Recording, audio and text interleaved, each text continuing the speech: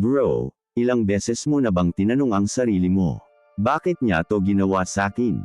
Pero naitanong mo na ba ang mas mahalagang tanong? Ano ang tinuturo nito sa akin bilang lalaki?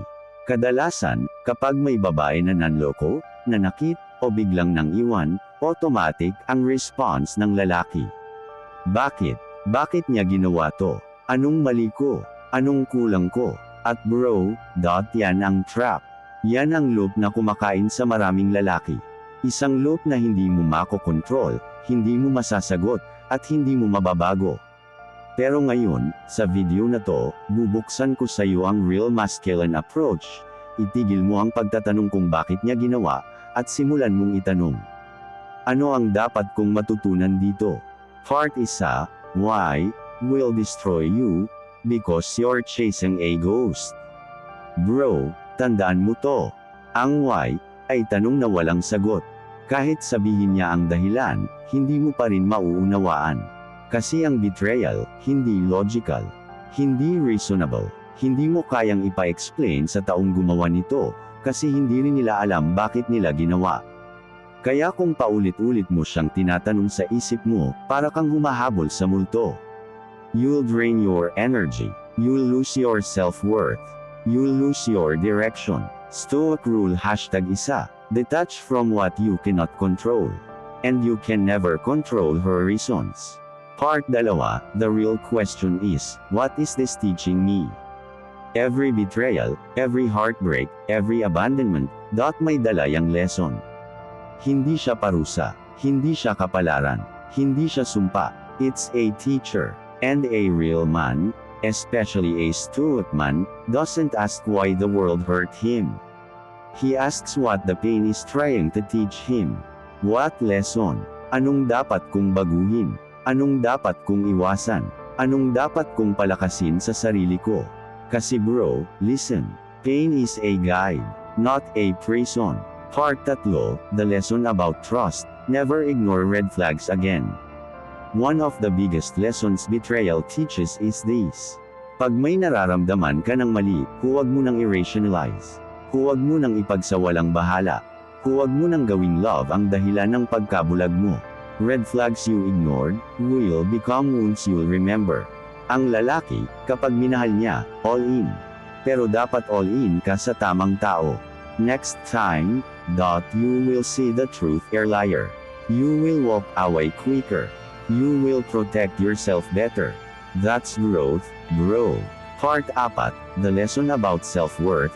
Never let anyone treat you less than you deserve.